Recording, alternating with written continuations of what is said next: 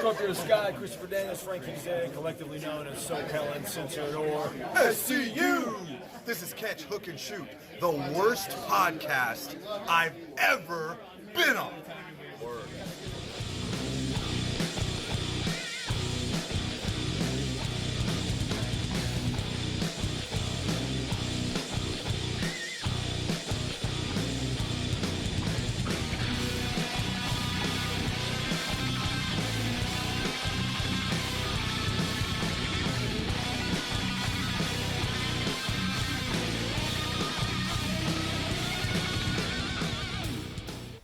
What's going on, everybody? Welcome to Catch, Hook, and Shoot, the best podcast you never heard of. My name's Tom. I am your host. I want to thank everybody for watching, listening, and subscribing on YouTube, Podbean, Spotify, Apple Podcasts, or wherever you get your podcasts from. Make sure to check out the website, catchhookshoot.com. You can find the podcast and all the videos and interviews and all that kind of good stuff there as well. Make sure you're following on social media on all platforms. You can find the show at Catch, Hook, Shoot. Head to ProWrestlingTees.com/CatchHookShoot for all your t-shirt needs, and you can find all that and more on our Linktree, which is Linktree/CatchHookShoot, or scan the little QR code right there in the corner of your screen if you're watching on YouTube. And if you ever want to shoot me an email, it's catchhookshoot@gmail.com. So let's jump into everything going on in the crazy world of pro wrestling this week, starting it off like we have been the last few weeks with our lead story.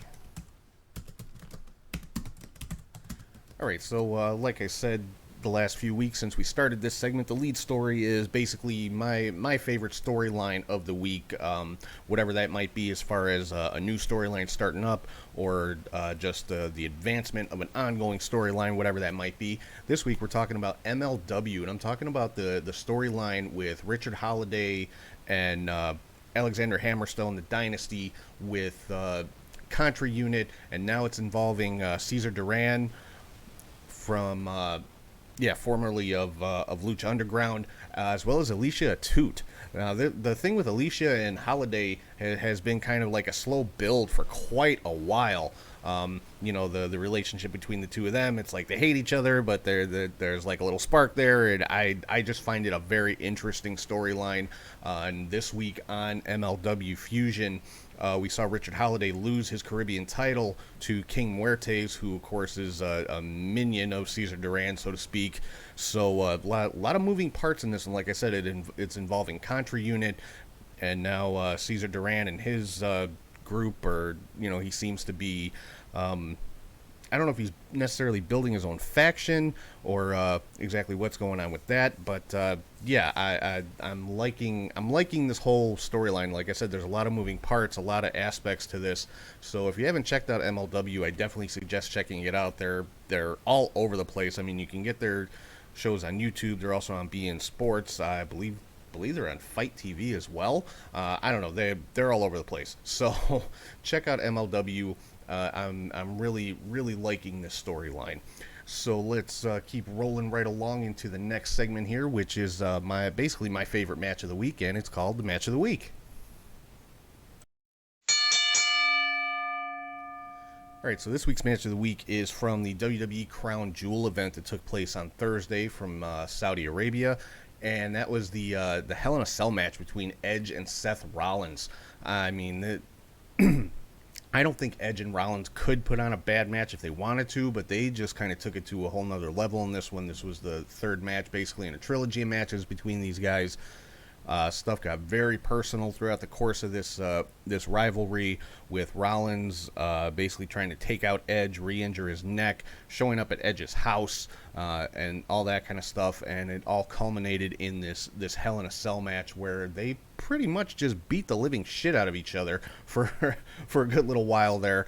And Edge, of course, was victorious in that match, but just a fantastic match between these two guys. And if you did not see the Crown Jewel event for one reason or another, I know a lot of people take issue with WWE doing these shows.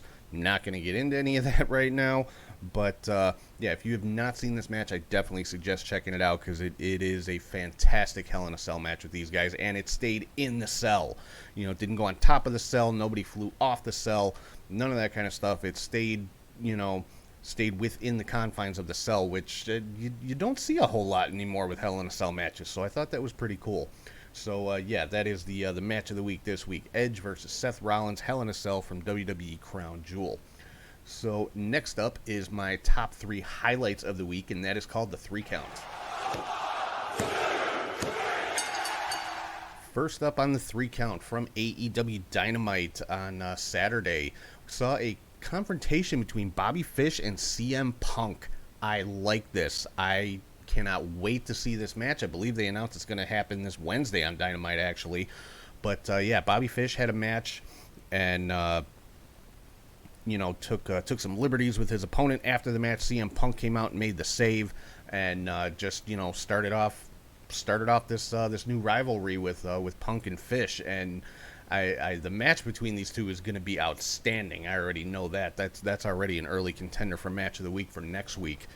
Number 2 on the 3 count from Impact Bound for Glory, which actually just ended right before I started recording the show tonight. Awesome Kong inducted into the Impact Hall of Fame.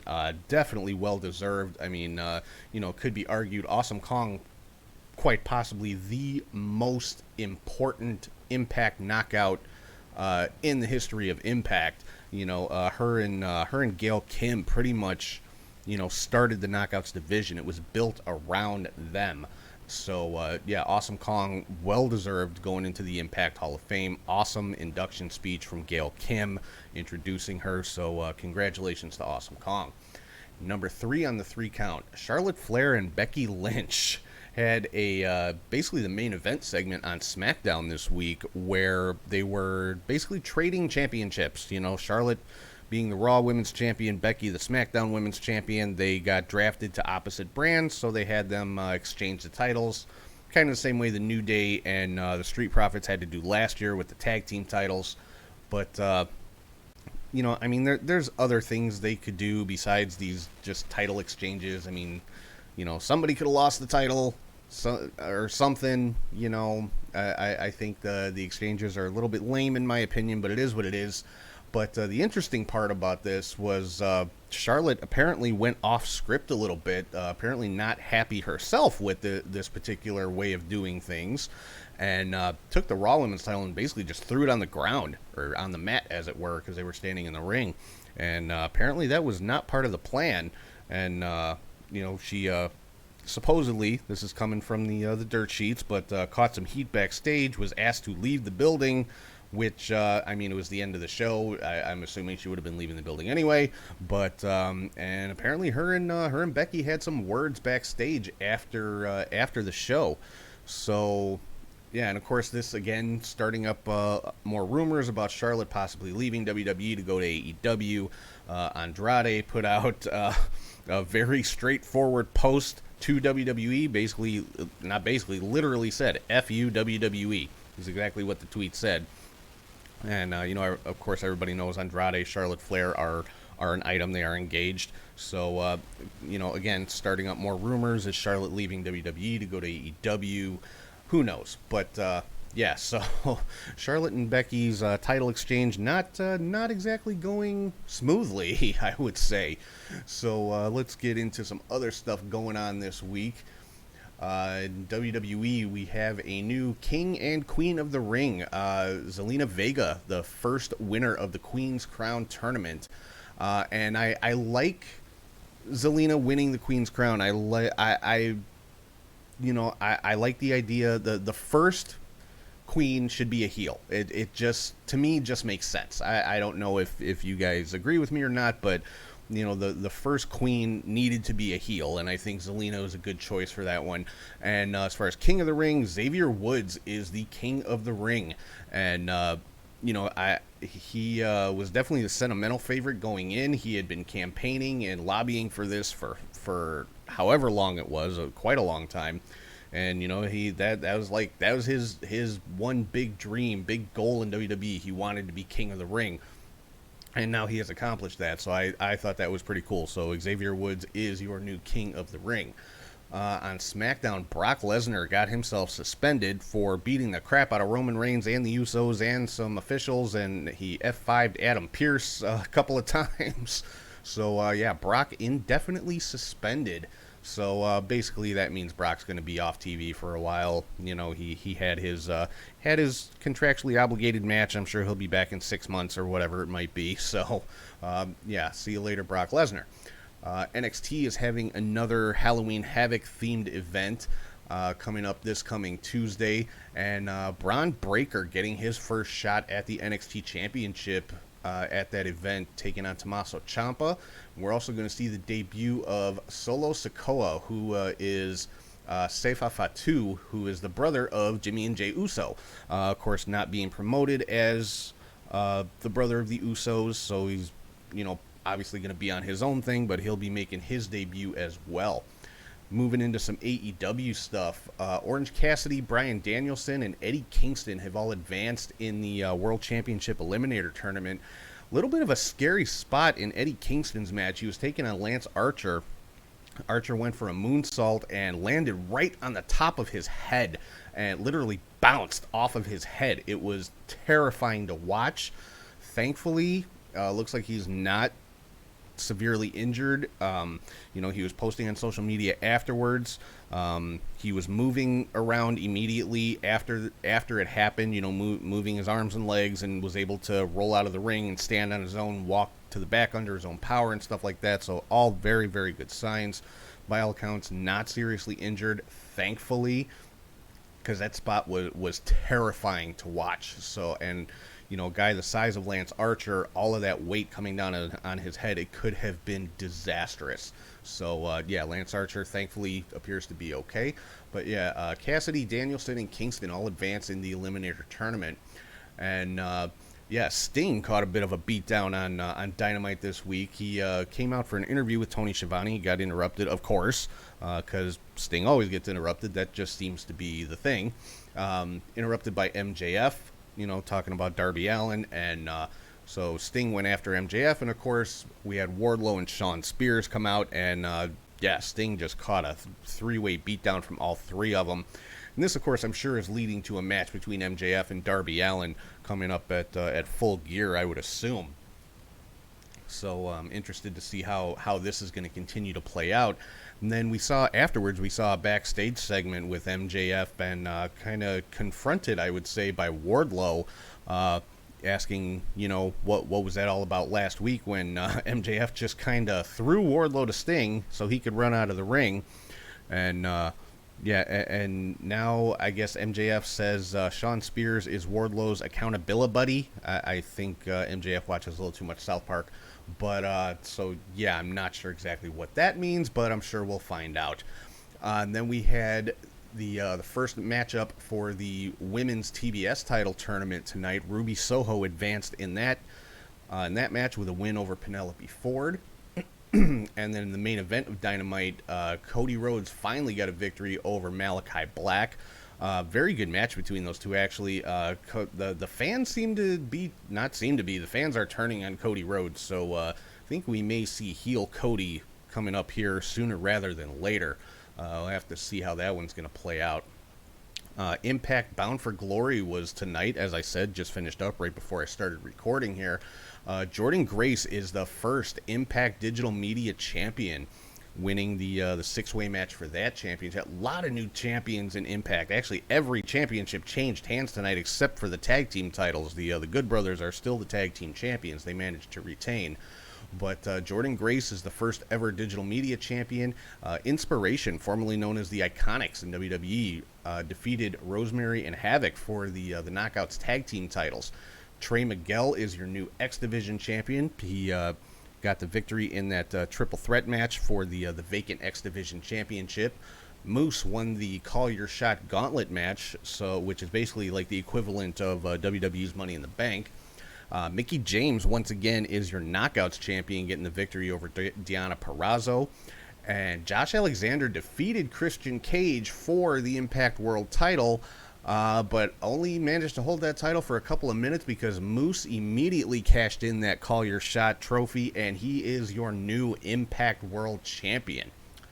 Moving on to some MLW news. I already talked about King Muertes defeating Richard Holiday for the Caribbean Championship, and Calvin Tankman defeated Matt Cross to advance in the Opera Cup. Some New Japan news. The G1 Climax has concluded. The winner of the tournament is Kazuchika Okada. He picked up a win in the final over Kota Ibushi via referee stoppage. Actually, Ibushi was injured in that match. So Kazuchika Okada is the G1 Climax winner, and he will get the World Championship match coming up at Wrestle Kingdom in January. And then just some miscellaneous news here. Some bad news this past week. Ace Austin and Gia Miller apparently lost all of their possessions in a house fire. There, luckily nobody was hurt. They were able to get their pets out. So everything on that note is good. But all of their actual possessions and stuff like that was lost in the fire. There is a GoFundMe. If you check on social media, you'll be able to find that. And also we had a statement from Kylie Ray put out this weekend as well, that she is taking a step back from pro wrestling. She's had a bit of a relapse with some of her mental health issues, as well as some substance issues that she was, kind of self-medicating for those mental health issues, and apparently, hasn't been the best situation. So she is taking a step back to kind of get herself back on track. And of course, I've said many times, Kylie Ray, not just one of my favorite wrestlers, but one of my favorite people. So, best wishes and best of luck to her. Hope to see her back in the ring very, very soon. Now, mind you, she said she's taking a step back. She didn't say she's retiring, didn't say she's quitting or anything like that. She's just, taking some time to take care of herself. So, which is, obviously something that everybody needs to do. So, always, best wishes and all of our support to Kylie Ray. So that pretty much wraps up all the news and all that kind of stuff for the week. So right now I'm going to throw it over to Charlie G, and he's here with the Indie Cut.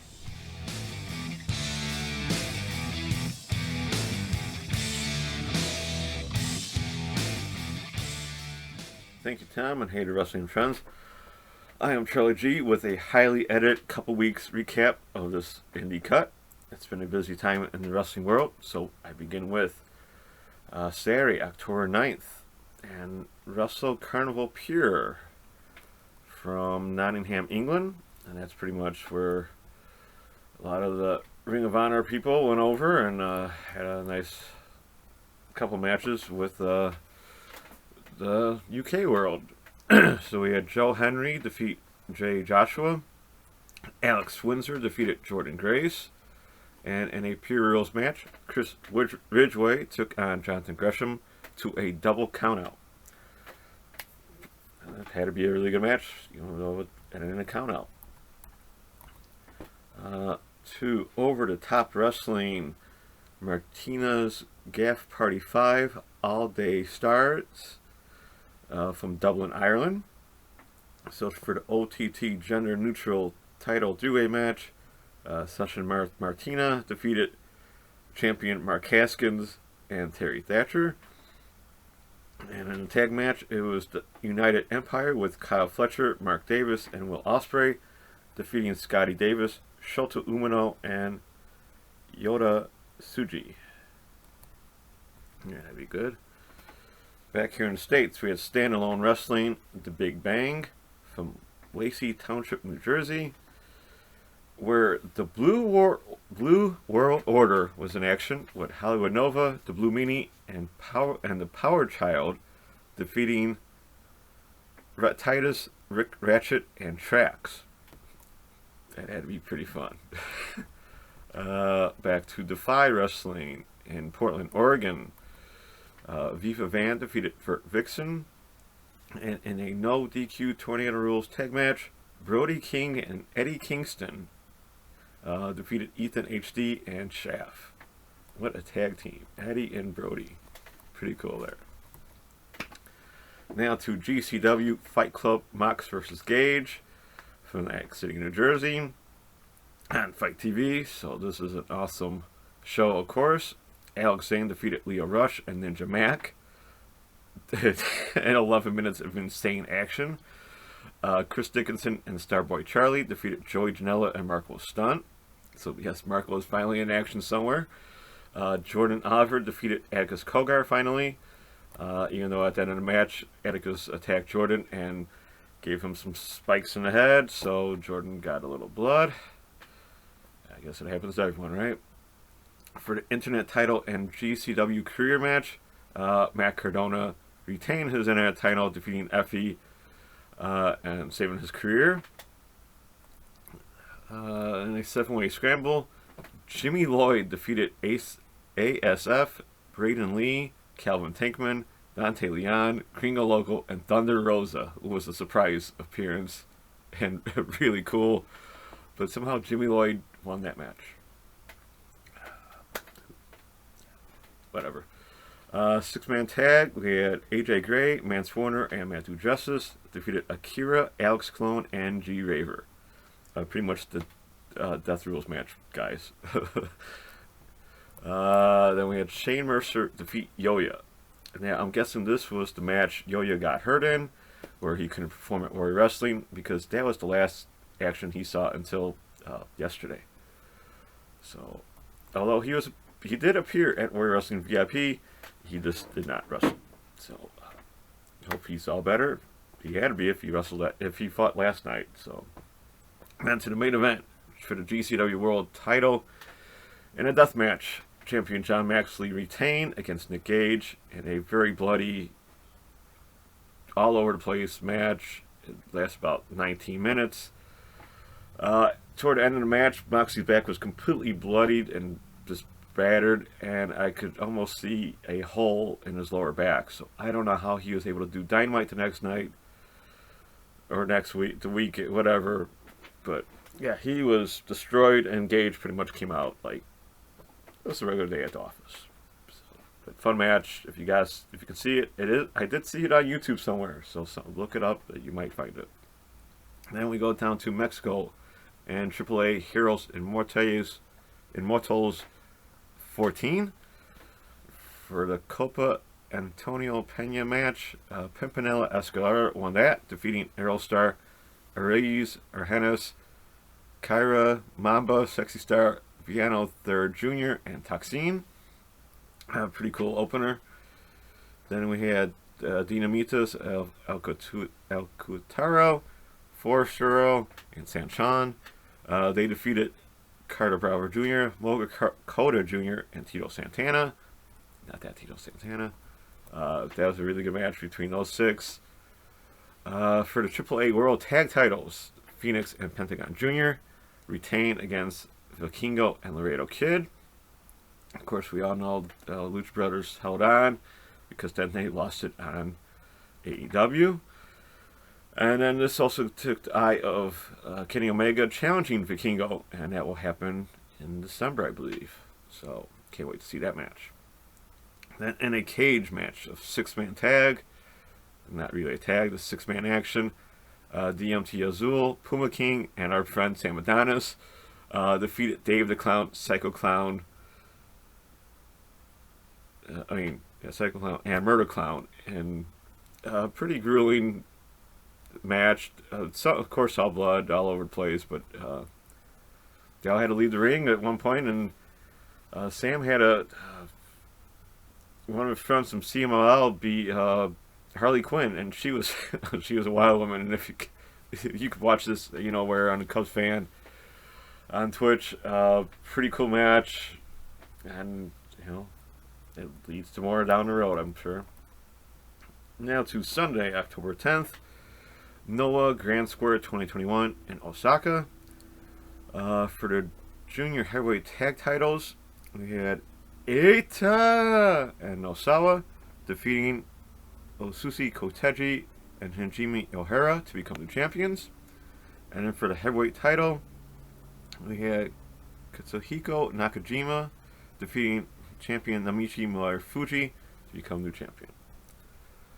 Over to Rev Pro Live in Southampton 14. So Rev Pro is back in action with Will Ospreay defeating Michael Oku by referee's decision in about a 30-minute match. That had to be awesome to see. Maybe I will go back and watch that. Back in the States, Empire State Wrestling 4th and Gold from Buffalo, New York, IWTV. For their heavyweight title, champion Daniel Garcia defeated Davey Richards in a instant classic for that promotion and pretty much anywhere for the week. Really cool match. Davey almost won it, but Garcia pulled out in the end. To GCW, The Aftermath, also from Atlantic City, New Jersey, on Fight TV. This is the next day. So we had Ninja Mac defeating Everett Connors, Frontman Jay, Gringo Loco, Marcus Mathers, and Nate Webb. Pretty cool opener. Nice to see Ninja Mac keep on putting on great performances. AJ Gray defeated Colby Carino, or I should say destroyed Colby Carino. Tony Deppen defeated Dante Leon. Alex Zane defeated Starboy Charlie. An awesome match there. Calvin Takeman defeated ASF. And then in a bit of a shocker to me, Allie Ketch defeated Mercedes Martinez. I don't know how that's leading up to anything, but Allie beat Mercedes. Alright. And then in a fun match, Minoru Suzuki defeated Joey Janela. And so the tour of Suzuki continues, and that match was actually pretty fun. Joey held his own and put in a couple good chops. You know, Minoru was like, "Come on, bring it, man." What are you doing?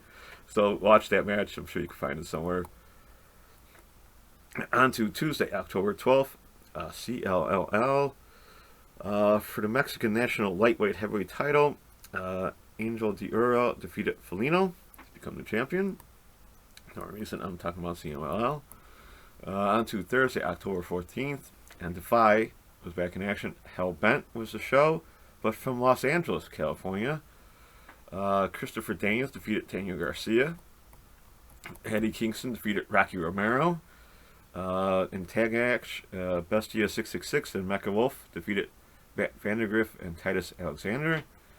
And for the tag team titles, Eddie Pearl and Ricky Gibson, who are champions, defeated Joral Nelson and Royce Isaacs. So that'd be a fun show. And then beyond Uncharted Territory, episode 2, Chris Dickinson defeated Victor Benjamin. Willow Nightingale defeated Lady Frost. And Josh Alexander defeated Alec Price. And a very good match between those two. First time seeing Alec, and I'm sure won't be the last. To Friday, October 15th, Paradigm Pro Wrestling. I talked about some of these results on Warrior as well, but I'll go to them here.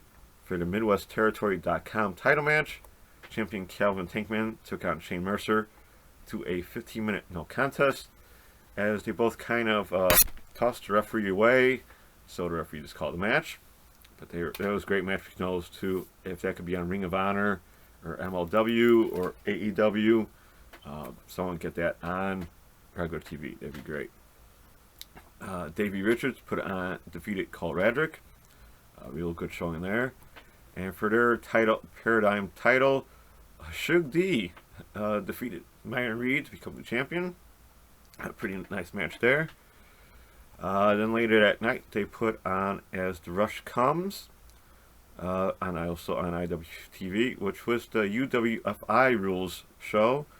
So Austin Connolly defeated Davey Richards by a brutal knee strike to the head, as Davey tried to do a leg grab down low and just ate a knee. For the super middleweight title, champion Jordan Blade defeated Janai Kai. Ankle lock, I do believe. And then for the vacant brass knuckles title, Ron Mathis defeated Bobby Beverly, Flash Thompson, Josh Crane, and Mo Atlas to become the champion. To Saturday, October 16th, there was a Tokiyoshi Pro show. Miyu Watanabe defeated Moko Miyamoto. Mizuki and Yuka Sakazaki defeated Hiromu Nako and Naoka Kuda. And Maki Ito with Miya Yamashita defeated Hikaru Noa and Marika Kobashi. That was actually a fun match to watch, so check that out. Stardom go back to regular shows. So Fukigen Death and Ruaka defeated Azumi and Lady C.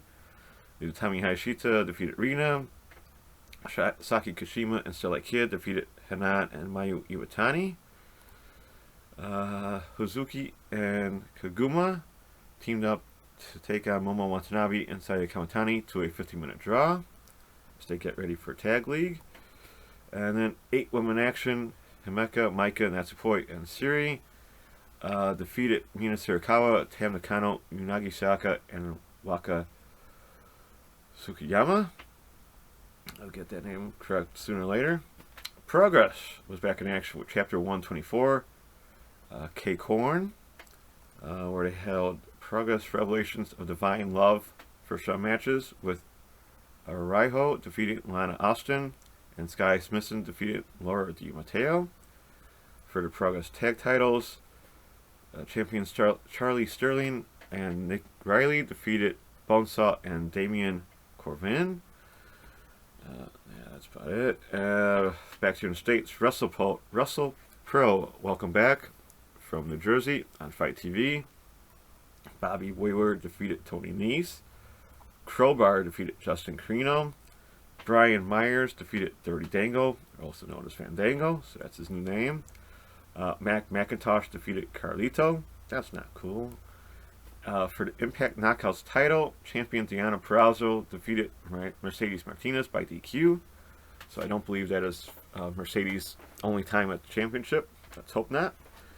And for the WrestlePro Silver title, 6-way match, Aaron Rourke defeated champion Eddie Edwards, followed by Kevin Blackwood, the world famous Cheeseburger, and Zach Gowen. And Zach Gowen's still performing out there. To Limitless Wrestling Euphoria from Maine, Alec Price defeated Brad Cashew, Lee Moriarty, and Nola Kitano.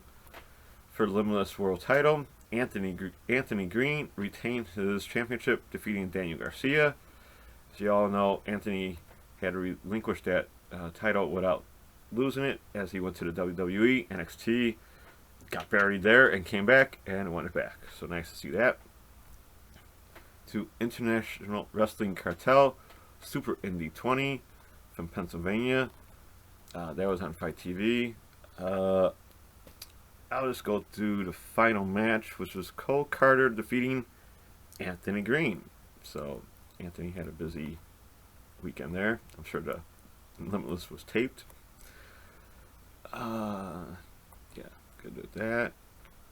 Then to International Wrestling Syndicate, Scarred for Life 2021 from Montreal, Canada.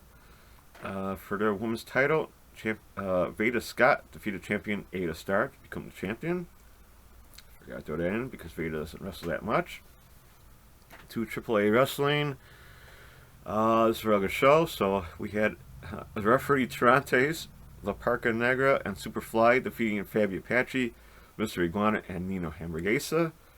I have to go back and watch this show because I completely missed it. Tejano Jr., Rey Escorpion, and Taurus, who are the World Trios Champions, defeated Aramis, Mr. Cease Jr., and Octagon Jr. in what had been an awesome match there. Then Chessman, Lady Shani, and Pagano defeated Bismarck Negro Jr., Chick Tormenta, and Latigo by DQ. I'm sure a cool show nonetheless. To Sunday, October 17th, Stardom, Gaza Stardom Tag League Day 1 took place. Tag League matches. Hazuki and Koguma defeated Hanan and Rina. Sorry about that. Fukigen Death and Saki Kashima defeated Sai Kamatani and Utami Ashita. A bit of a shocker there. Ruaka and Starlight Kid went to a 20-minute draw against Azumi and Momo Watanabe. And then we had Maika and Siri defeated Mina Shirakawa and Tam Nakano. Ice Ribbon, new Ice Ribbon, 11:52. For the Triangle Ribbon title match, Rina Singaki defeated Miko Ono and champion Totoro Satsuki to become the champion. Unsanctioned Pro 14, 1,000 rounds. As they're doing a hyper-violence tournament. So we had Luxus Montez defeated Agus Kogar and Janai Kai. Alex Clone defeated Connor Claxton and Lord Crew. Kevin Blackwood defeated Calvin Tankman and Reed Bentley. And Jake Something defeated Minor Reed and Tim. For the Unsanctioned Pro Heavyweight title, champion Cole Radrick defeated Danhausen. Then we had Beyond and Women's Wrestling Revolution. Masa Slamovich presents Borscht at the Beach. Pretty nice title. This was taped back in September, so it was shown on IWTV. Let's say this match. We had, where's Masa's match? Masha took on Allie Ketch, and during the match, Allie held Masa up in a fireman's carry and ran her across the beach and dropped her in the ocean. She did Death Valley Driver in the ocean. Pretty fun spot, but somehow Masa came back and won. But the only cool thing about that show, we had Al Price defeat Chris Dickinson, and Layla Harsh defeated Killer Kelly in a pretty good match for 10 minutes. Thursday, October 21st, Time Bomb Wrestling is Forever from Dilworth, Minnesota on IWTV. Orion Veit defeated Alex Zane. Kevin Koo defeated Brian Keith. And the Suzuki Tour continue with him defeating Dominic Guarini in a single leg crab. Pretty good match there. Beyond Wrestling Uncharted Territory Episode 3. Matt Mikowski actually defeated Davey Richards in a 16-minute classic. Check that out if you can. Friday, October 22nd, Pizzeria Ultra, also from Skull. This might be a spoiler since it was not really shown, I believe, anywhere. So we had Steve Madison defeated JTG. Juicy Finale defeated the one called Manders. Jay Vidal and Matt Vandergriff defeated Klass and Lucas Riley. And then led to a PCW Ultra Lightweight Heavyweight title match, which is Jay Vidal defeating Matt Vandergriff. So Jay is your new title holder. For the women's title, Viva Van defeated champion Ruby Reyes to become the champion as well. The Blood Hunter defeated 2econd Scorpio. For the PCW Ultra Heavyweight title, champion Hammerstone defeated Alex Kane. And for the PCW Ultra Tag titles, Jacob Fatu and Joseph Samuel, who are champions, defeated Danny Limelight and Slice Boogie. Back here in Chicago for Freelance Killer Clown from Logan Square. Up at the Logan Square Auditorium on IWTV. In a six-way scramble match, of course, Darius Luttrell defeated Braven Fett, Bryce Benjamin, Danger Mask, Misa Kate, and Saving Gage. Quickly then after the match, Frank the Clown and Robert Anthony dragged Isaiah Velasquez to beat him down in the middle of the ring and then Pillmanized his left arm. In doing so, Kylie Ray tried to come out and save the night, only to eat a big boot from Ego Anthony, leading to Frank the Clown Pillmanizing her left leg, or right leg, my fault, in a disgusting display of the two beating down both people, both Isaiah and Kylie. Ego then gave a promo demeaning Kylie and her struggles back with Freelance and her personal life. More on that later on.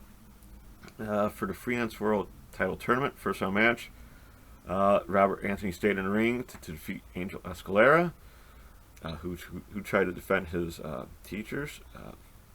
Nice try, but just a little short there, with, of course, Frank interfering a couple times.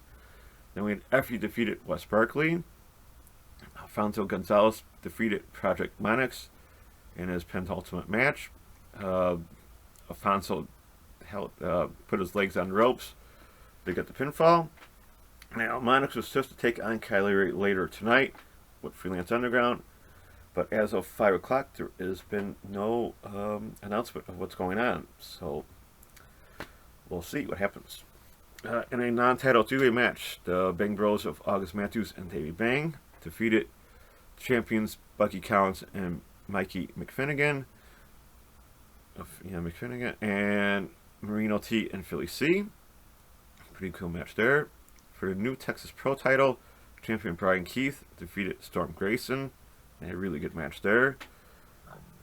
And then in another Freelance World title tournament match, Craig Mitchell defeated Trevor Outlaw. Even though Frank the Clown interviewed like 5 times in this match, I don't know how Craig pulled that out, but he did. So nice to see that. To GCW's Josh Burnett's Bloodsport number 7. And there was no blood yet again. This was on Fight TV. So Yoya was back in action, defeating Starboy Charlie. Don't get him mad. He will beat the living snot out of you. Same with Zeta Zhang. She defeated KZT. She beat her down really good. Clark Connors defeated Royce Isaacs. Marina Shafir defeated Masa Slamovich. Nice to see that happen. Marina back in action, I mean. J.R. Krotos pretty much knocked out Calvin Tankman. Tom Lawler defeated Alex Coughlin.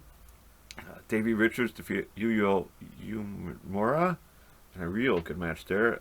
Yuya showed a lot of strength in that match. He almost won it a couple times. Josh Burnett defeated Tiger Ruas. And Minoru Suzuki defeated Chris Dickinson. Oh, that was in a single leg crap. My fault.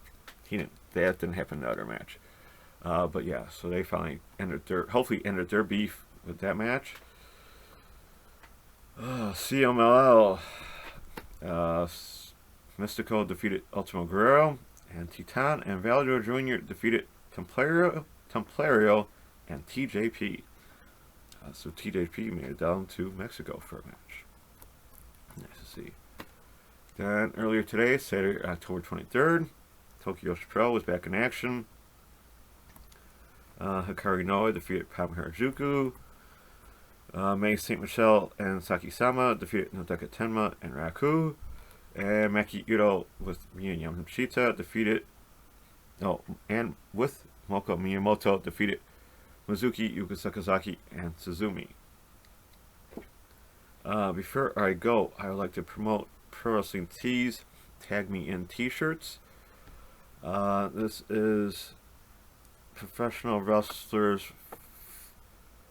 Here we go. We got that. And if you're watching on YouTube, I've just put up a little page. Professional wrestlers from around the world have come together to raise awareness for mental health with the launch of the new Tag Me In initiative. The goal of Tag Me In is to normalize a conversation about mental health, rid the mental health stigma, and reiterate that those affected are never alone. So get yours before the month is over. I know I will, even more so with the sad news earlier today of Kylie Ray taking another break due to declining mental health. I won't go into much what she tweeted, but she did say she has been struggling since mid-August, which obviously cannot be easy to keep performing with all that going on. So, yeah. If you can, go to Pro Wrestling Tees or even eBay.com /Impact Wrestling to get your shirts if you can. I want to say this. I doubt that you will ever hear this, but from the bottom of my heart, I'm behind you, Brianna. Whether it is a long break or a complete walk away, you are not alone. You're one of the sweetest people I have ever met, and I just want to say you are loved. People are behind you, and I just want whatever's best for you to happen. So take it easy and do what you have to do. So yeah, that's a wrap for me. Till next time, with more shows and recaps. Don't forget to keep enjoying the wrestling world how you like it, wherever you can watch or listen. Nice to know AEW thinks like I do. You'll find that out probably sooner or later. Thank you for watching or listening. I hope you enjoyed the cut. Keep safe. Take care. And be kind, everyone. Back to you, Tom. All right, thank you, Charlie. And for those of you that have not checked it out yet, make sure to head over to YouTube or any of the podcasting platforms. Listen to the replay of me and Charlie with our play-by-play from Warrior Wrestling last weekend. It was an awesome show. As always, Warrior Wrestling never disappoints. So make sure go check out the replay from Warrior Wrestling Sweet 16.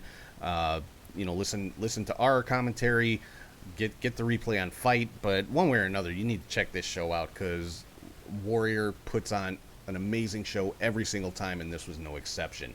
So right now, I'm actually going to cut to an interview I did earlier this week. This interview is with Rabbi Jeremy Fine, and he is the founder and promoter, booker, owner, operator, CEO for 2econd Wrestling. They've got their first event called Creation coming up in December.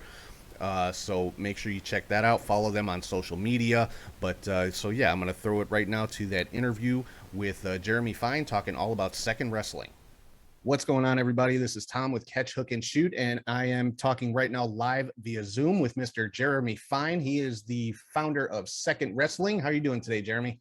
I'm doing great. Tom, thanks for having me. I'm super excited. This is my first piece of press for 2econd Wrestling, so I'm excited and a little bit nervous, oddly, which I don't really get for these things.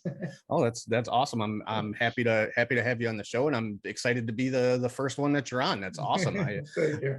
So 2econd Wrestling. What you've got your first event coming up in December, but before we get into the event itself, tell me about how did 2econd Wrestling come about? How did you decide to get into this insane world of promoting pro wrestling? Yeah, so the name 2econd actually comes from, it's a play on First Wrestling, which is Eric Cannon's promotion in Minnesota, where I was for a while. And Eric, I'm not gonna say we ran shows together, but he started hosting shows at the synagogue. We did them a little bit together. We had like an offshoot brand called Temple of Wrestling, where they were sort of Jewish themed shows. Not all the wrestlers are Jewish, but Colt Cabana was our champion. We brought in some Jewish wrestlers. We had Lisa Marie Verone, or WWE fans know her as Victoria. We had, who else did we have that I'm trying to think of right now that off the top of my head is, Chris Masters. So we had some names, and it really took off. We sold out almost all those tickets we were planning on selling on the first show. And then we expanded on the second show. It was a Minnesota blizzard Wednesday night, sold out. Wow! So it was amazing. And Minnesota blizzards are real blizzards. I mean, those are real things. Yeah, I know what Chicago blizzards are like, and I've heard Minnesota's 10 times worse. So if you sold out a show in that, it had to be good. Yeah, so it was great and a great show. And then we had our third show, and people were stoked about it. And then COVID hit, and actually, Eric was the first meeting. Eric Cannon was the first meeting I had, like in person, and we talked about how do we do these safely. And outside of Warrior Wrestling, which obviously you know very well, which was doing these outdoors, we really wanted to make sure the fans were safe, the wrestlers were safe, and we put on 3 shows during COVID, and 2 shows a day. So of those days.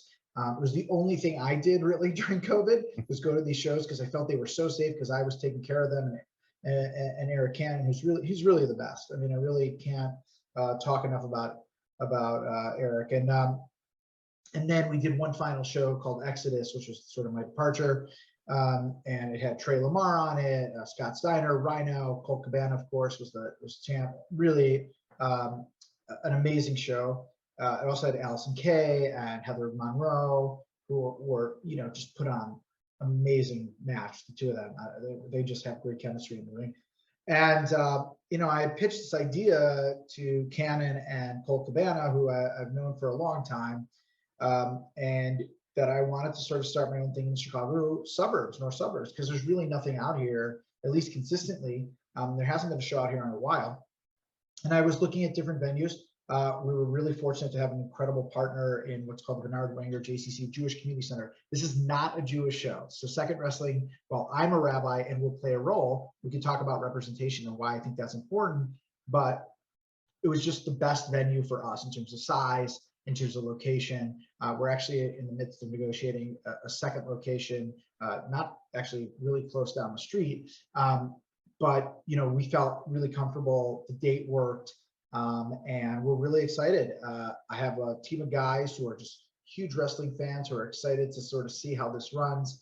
I've learned watching First Wrestling for a while. For anyone who has never been to a WrestlePalooza and you're ever looking to travel, like what are some of the best shows in the country? WrestlePalooza, which First Wrestling puts on at First Avenue, is really amazing. So the name also is a nod to my city in Chicago, but also 2econd Wrestling. And that's why it's a 2, because first is spelled the I's both in one. Right. So yeah. Well, that's excuse me, that's awesome. I mean, I applaud you for just for taking the initiative and just kind of diving in to start up a new promotion here. I can't imagine it'd be easy. I mean, my extent of my involvement in wrestling is doing this podcast because I've heard stories from promoters and from wrestlers and everything in between, and it's just like it's crazy. It's hectic. Yeah, I think that here's a slight difference about I first of all, this might sound horrible and it's probably not a great business model, but I'm not really in this to make money, right? I am in it to cut even. Okay. Oh, okay. So, if I make money, it's probably going to feed my baseball card collection. I have it. But there's I'm doing it because for a few reasons. One, I've been a wrestling fan my whole life. Being a part of these shows in Minnesota was so fun and awesome. Number 2 is I think maybe because of my gig, my full-time gig, which is a rabbi of a wonderful congregation in Deerfield, Illinois, is that there's a certain code of ethics. I can be very honest with you, is that some of the I have a minimum minimum point that I will pay, and some of the wrestlers actually asked for under that, and I said, just so you know, I pay I'm going to pay everyone at minimum this amount, because I heard stories, and I've listened to Eric Cannon, I've listened to Cole Cabana about the bad things in wrestling, and I would like to extract them from anything we do. We want to make sure that the wrestlers are happy. What I found with First Wrestling, also working beside them, was that if you treat your sponsors right, if you treat the wrestlers right, if you treat the venue right, everyone wins. Then the fans get the best show and everyone's happy. And almost everyone I'm going to work with, almost everyone is either someone I've worked with or been referred to. There's a few people I'm taking flyers on, but I did some background checks, and people vouch for them. People I trust vouch for them. And the last thing is that the last couple of years in wrestling, it's been great with all these big promotions, obviously AEW and the growth of ROH and Impact coming back and all these things. There's been a lot of talk about representation, women, Black wrestlers, and when we were first, we made sure that was a big deal, right? Some of the headline matches, Allison Kay versus Heavenly Monroe. Who doesn't want to see that match, right? Right. So Trey Lamar and Dante Martin. I mean, ACH and Darius Martin, best match I've ever seen live. I mean, that was unbelievable. And there's a little bit a lack of Jews in wrestling. Obviously, you have Cole Cabana, you have MJF, you've had Barry Horowitz, but even guys like Chris Masters or Lisa Marie Varon, Victoria, you wouldn't have known unless you actually talked to them and interviewed them about it. And so having a rabbi in wrestling allows for some of the kids who grew up watching wrestling to see themselves, and not just in an announcer role or a Paul Heyman role. Obviously, Paul Heyman may be the most famous Jew in Goldberg and Macho Man. But there's a long history that we don't talk about, and so this will give, I hope, every kids that anyone can be a part of this world, and we can make it a better world for everyone. And I think we've already started, and I'm using we as the global we, Right. that it's a place everyone can be and share and ask questions. And after the shows, a lot of the wrestlers and some of the fans would talk to me about the synagogue or being Jewish, and I welcome those discussions, because if we don't know each other, we're going to be lesser of a people as a whole. And I mean, that's fantastic. And like you said, some of those names that you put out there, like like Lisa Marie, who I've met numerous times. She is just an amazing person. Or like Macho Man or Chris Masters. I had no idea, honestly. I mean, typically not a subject that you bring up in just normal conversation, meeting a wrestler at a meet and greet or something like that. Yeah. So that's definitely very cool. And also what you said about, having the minimum and just doing right by everybody. You would think that in any kind of business, that's just common sense. Just do right by, the people that are working for you and your venue and all this kind of stuff. But it seems to, throughout the history of wrestling, I'm not going to say it's, the same now or as bad as it was way back when, but that just doesn't seem to be something that clicks with a lot of wrestling promotions. Yeah, I mean, it's not easy. It is expensive to put on a show, at least if you want, I'm bringing in, we haven't talked about the card yet, but bringing in Colt Cabana and bringing in Besties in the World and bringing in some of these names, it does add up. Not just their price, but travel and stay and things that you want to make sure they're taken care of. And it's hard. And then there's the startup costs, like things you don't think of, like T-shirts or the ring bell. And ring bell isn't expensive, but it all adds up. Yeah. Right. So I don't know how. My hope is, again, if I cut even, I can do these all the time. If I don't cut even, then Second Wrestling will probably have 2 shows and we'll call it quits. But there's I get it. I get why it's hard to do that. And there's also an old school mentality where like you have to earn your way to make $20, $30, $50. And they're still entertaining. And in any other world, they would only do that for free if they had to. And I think that today's wrestlers have options and we want to treat them kindly. And also another thing, like I can't bring in a full card of 75 people. We're only going to run 2-hour shows because they're very, very kid friendly and family friendly. That's going to be a huge differentiation between us. You'll probably never see weapons. Maybe one day we'll do a total offshoot just for the parents, but I want the kids to really enjoy it. There'll be different representation on the show. Women will always be highlighted on our show. But there's a certain amount of, real understanding and kindness that sort of want to infuse, and it's counterculture, which I hope is a good thing. Yeah, definitely. I mean, because you hear so much about promotions like GCW, where you get a lot of the street fights and blood and guts type stuff, and there's definitely an audience for that. I got nothing against death matches and hardcore wrestling and that kind of thing. It's not my favorite, but I got nothing against it. But you don't hear too much about, this is all about family entertainment. Which Warrior Wrestling is one that's very good with that. I do a lot of work with them, as you know. So it's good to hear, more of that.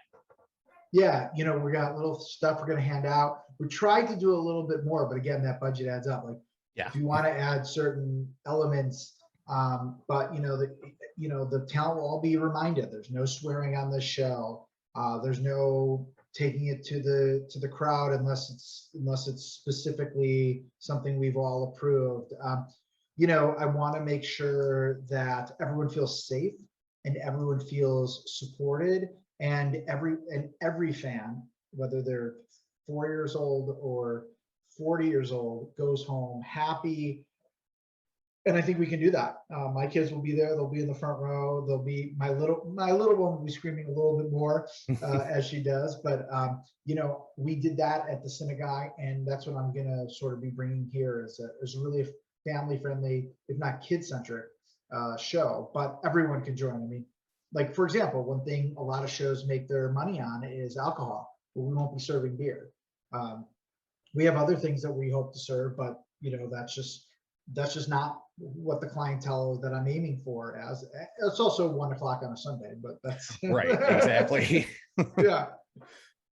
No, that makes perfect sense. And I think, like I said, I think it's not necessarily an untapped market, but one that's not served predominantly with a lot of independent promotion. So I think that's very cool.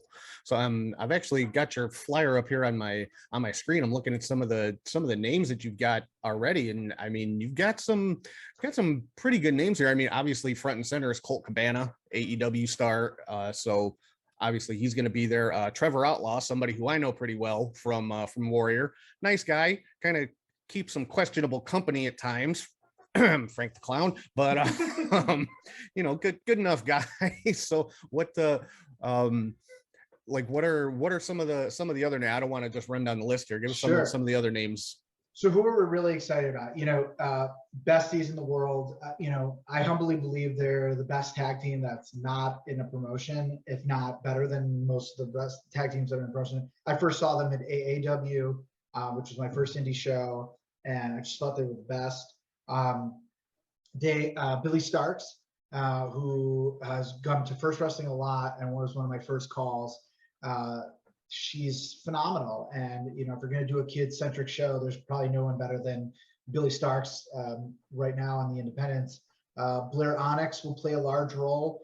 She's also worked with her a bunch of times. You know, she brings a certain style that I think is really unique. Yeah, I actually just saw her for the first time on Saturday at the Warrior show, and I was impressed with her. I thought she was very good. She was on the one of the pre-match show or pre-show matches, and I thought she was really good. So yeah, she's great. Eric Cannon, of course, is going to be on the show. We announced today that Darren Corbin, who I have some unfinished business with, apparently in the ring. Yeah, I saw that on Twitter. You gave him a stunner.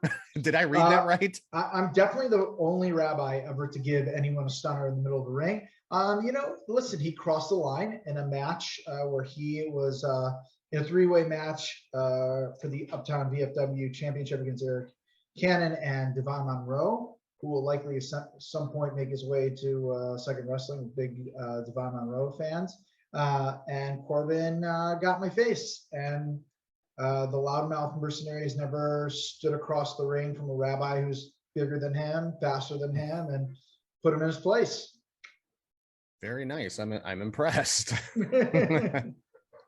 So there's one name on this flyer that I am not familiar with, but her gear really caught my eye. Pizza Cat Jr. Oh no, so Pizza Cat is not, she's stuck in the alley. She's not coming out. I think you have an old flyer. Oh, it might be an old flyer. Okay, I'm sorry. I just grabbed one off of your Twitter page here. Okay, I'm like, who is this? I've never seen her before, so I was curious. So she will not be there though. Not be there. No. Okay, gotcha. No. Sorry about that. No problem. And so I know you haven't announced any of the actual matches for the card yet. When can that be expected? So we did announce one thing, which the actual matches aren't announced, but we're going to have a tournament that's going to begin at this show at Creation, which will have 3 matches likely. That will be a tournament to decide who's in the championship match for the first belt, championship title match. So you can expect some sort of tournament to begin, and we should announce that in the next week or two. You'll also see some faces that are probably new to Chicago. I know at least 3 guys have never wrestled in the area. So one's coming in from Germany. His name is Yuval Goldschmidt, will be on the card. The other is Nate Bach from Detroit. We're excited about Nate. And Corey O'Neill, who's a wrestler down in Texas, will be making his way up. So we're excited to welcome them. And they'll all be a part of something, which I won't. And then we have other guys coming in and women as well who we're excited about. Again, you know, there's 7 matches on the card at this moment, but anything can change at any time. And you know, I imagine you'll also see me somewhat in the ring at some point. Okay, yeah, like they always say, card subject to change. Exactly. Well, awesome. So, yeah, tell everybody, you know, as far as the show, give us the details, the date, location, where they can get tickets, all that kind of good stuff, and where we can find you on social media and all that. Sure. Yeah. So we're right now, we're just on Twitter and Facebook as we grow. We're at Second Wrestling with a 2 as instead of the S for second, at Second Wrestling on Twitter and Facebook. The event is listed on Eventbrite. Just type in Second with a 2, you'll find it. Tickets are $30 for ringside and $15 for general admission. We're going to be, it's December 12th at the Bernard Wanger JCC, which is in Northbrook, Illinois. I think it's 300 Revere drive. And it's going to be a great time. We have some wonderful, wonderful sponsors already lined up for the show, which also help keep the ticket cost as low as we can to also make sure that everyone is, taken care of and has a great time. And big shout out to the JCC, which is the Jewish Community Center, for wanting to host this. They're taking a flyer on what we do, and we're taking a flyer on them, and we're excited for the matchmaking that's going to happen, no pun intended. And I hope people will show up and support. And listen, I think the other piece is anytime you get a chance to see Colt Cabana on the North Shore of Chicago, that's a huge, huge treat that doesn't come around that often. Yeah, definitely. And then I think everybody knows Colt Cabana is all about Chicago. I mean, he's literally the poster boy for pro wrestling tees. So yeah, yes, he is. we saw 2 of his billboards just on the way down to Warrior Wrestling this past weekend on the highway, and there's tons of them all over the city. So his face is everywhere. Yeah, you got the stars here. Chicago runs through through my veins as well. He and I grew up down the street from each other. So, oh, okay. Yeah. So, we've known him. I know him a while. We have friends in common, and I think he's done incredible things for professional wrestling, and especially independent wrestling, and paved the way for a lot of what's going on now is Colt Cabana's brain trust. Yeah, and I mean pretty much the entire concept of a wrestling podcast. I mean, he started all that. As far as I'm aware, he was one of the first, if not the first, to do a wrestling podcast. So, he's got major contributions both in and out of the ring. So yeah, and he's got 2. Yeah, yeah, yeah. So he's definitely a diversified kind of guy. Yeah, absolutely, and a good human being, and that's. He's part of the Dark Order, which gives him a little bit of edge, but yeah. So yeah, Colt is one I've never had the opportunity to meet him, believe it or not. I mean, I'm from Chicago. I've lived in Chicago my entire life. I've been a wrestling fan forever. Never had the chance to meet Colt Cabana. he's just an incredible wrestler. I don't think I've ever seen him. I've seen him on a lot of shows, and every match he puts on is the match of the night. And in terms of just getting the crowd excited, and he held the belt at Temple of Wrestling, which was the precursor to this, which hangs in my man cave. Oh, nice. Because that belt is retired. But now maybe he'll have an opportunity to strike gold again at 2econd Wrestling. Yeah, I mean, just from what we know so far, I mean, it sounds like it's going to be an awesome show. It sounds like it's going to be a great place to, bring kids and just have like a family, Sunday afternoon outing. It sounds like it's going to be an awesome time. So I know I'm actually going to be at a Warrior show that day, but I definitely am going to want to, hear about this and find out more information, and hopefully you guys will keep rolling and be successful, because I definitely want to make it out to some of your shows and see expand myself. So yeah, it'll be great. We also have some really great local talent who I've just gotten to know a little bit. So Pick and Pop, who are a new tag team in the Chicagoland area. Davey Bang and August Matthews will be there. And we got some guys coming in from really all over the Midwest and somewhat the world. So it should be a great show. Yeah, I've seen Davey Bang quite a few times. Also a Warrior. He is phenomenal. He is very, very good. Yeah, so absolutely. We're excited to have him. All right. Well, I think that pretty much wraps us up here. But 2econd Wrestling, Jeremy Fine, thank you so much for coming on the show. It sounds like you're going to have a fantastic debut show with some of the names that you've got. And yeah, I'm looking forward to checking it out myself. Yeah, well, happy to have you. Thanks, Tom. Appreciate it. All right. Thank you for taking the time. And I will, definitely have you on the show again. So, possibly after the first show, see how much success you have. Absolutely. And hopefully it'll be, through the roof. Hopefully you sell out and just have them hanging from the rafters, as they say. We'd love it. Thank you. I appreciate it. All right. Thank you, Jeremy. Have a great one. Right. Bye-bye. Bye. All right, so that was my interview with Rabbi Jeremy Fine about 2econd Wrestling, brand new indie company starting up here in Chicago. Go check them out on social media. Check out their upcoming debut event, Creation, coming up in December. If you're going to be in the Chicago area, grab your tickets to that. It sounds like it's shaping up to be a really good show, so I definitely suggest you guys check it out, and like I said, give them a follow. So right now, we're going to get into my my, I guess, rankings, as it were, for the week. Just the wrestlers, people that I thought had the biggest impact on this particular week, and that is the top 5.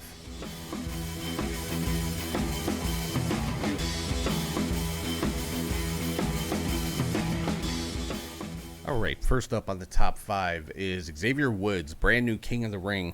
Like I said a little while ago, he was lobbying, campaigning to bring back the King of the Ring tournament, and this has been a dream of his since he was a kid, wanting to be the WWE King of the Ring, and now he's accomplished that. And the support that he got from all the fans and the reactions he got, both winning the tournament and from his coronation on Smackdown, was just amazing.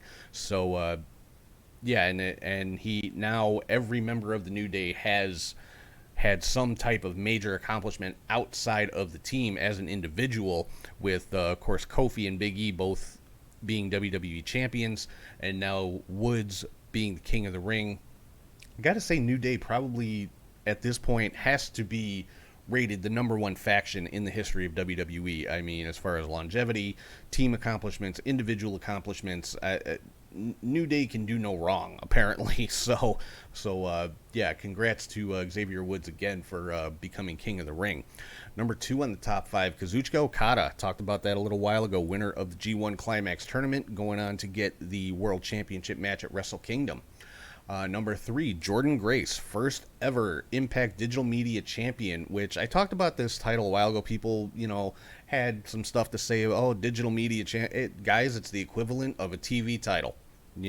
Digital media is pretty much the standard today. Back in the 80s, it was all about TV. Now you fast forward to the 2020s, it's all about digital media. It's all about streaming and online stuff and all that kind of stuff. So yeah, Digital Media Champion makes complete sense as far as I'm concerned. And Jordan Grace is your first Digital Media Champion, so congratulations to her as well. Number 4, Mickie James. Again, your new Impact Knockouts Champion. First time she's held that title, I believe, since 2013. So, she got the victory over Deonna Purrazzo at Bound for Glory. And number 5, Trey Miguel, picking up the X Division Championship. So he is now a double champion, because he is still the Warrior Wrestling Champion as well. So, I gotta support, always gotta support my Warrior guys. So Trey Miguel, actually got to talk to him a little bit last weekend. Just an awesome guy. He did steal one of my markers though, but that's okay. I don't mind losing a Sharpie to Trey. So, but Trey Miguel, your brand new X Division champion. So let's get into the next segment of the show here, where I get to play a kind of armchair promoter, and I'm talking about the Fantasy Booker.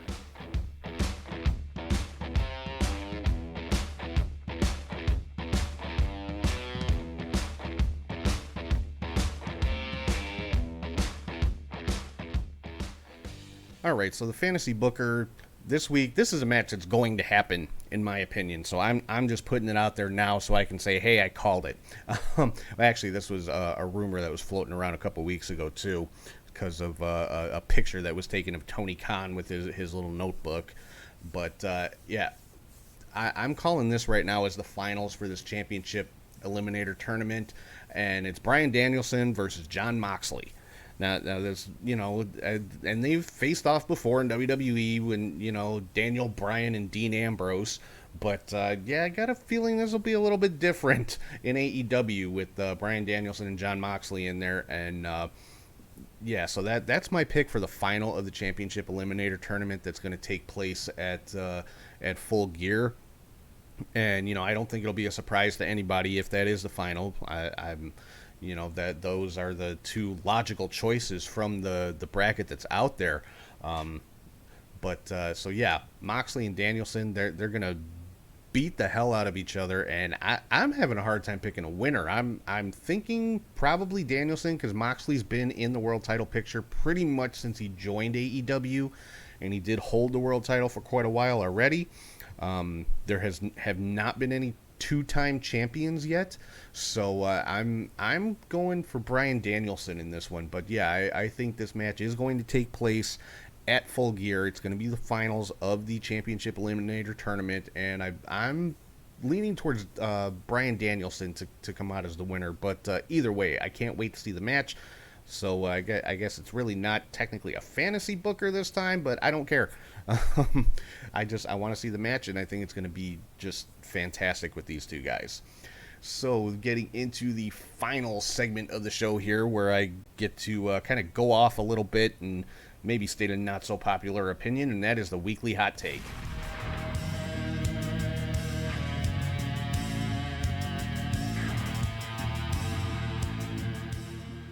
All right, so Eric Bischoff has had a lot of stuff to say the last week or so about some stuff that Tony Khan had been saying, and talking about ratings and demos, and when SmackDown went head to head with Rampage for a half an hour last Friday, and it's ridiculous. Bischoff talking about cosplay competition and saying he actually competed with WWE. Dude, shut up. You lost. Bottom line, you lost. Okay, yeah, you competed with WWE for all of 83 weeks, and then you got your ass handed to you. Now, granted, Bischoff wasn't there much longer after that 83-week span was over with. Fine, fair.